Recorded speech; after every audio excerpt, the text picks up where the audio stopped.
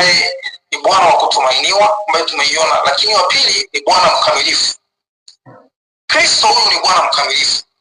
Ninaomba nisome kitabu cha Warumi sura ile ya kwanza ambayo tulisoma mstari wa 4, wa 3 mpaka wa 4. Kwamba Kristo mpaka wa 6.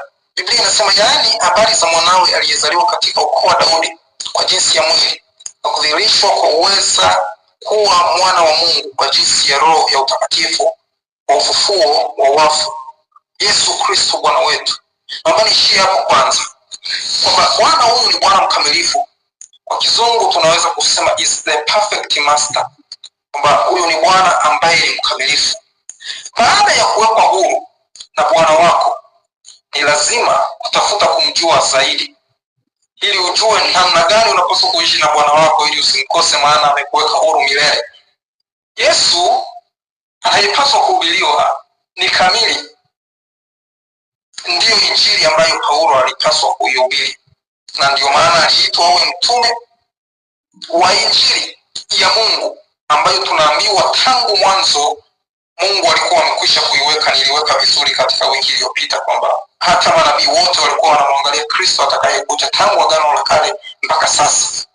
Kwa hiyo Paulo alipaswa kuhubiri injili ya kwamba Yesu amekamilika, na Paulo mwenyewe Yesu aliyemweka huru alikuwa amekamilika.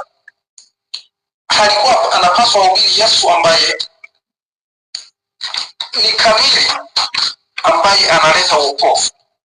Ukamilifu wa Kristo upo katika sehemu kuu mbili, asili zake mbili. Katika sehemu hii tunaweza kuona asili za Yesu Kristo mbili, the natures of Christ. Kwanza, asili ya kwanza ambayo unapaswa kumfahamu kwamba Kristo amekamilika kwa ajili ya kuokoa mwanadamu. Yesu alikuwa mwanadamu kamili 100%.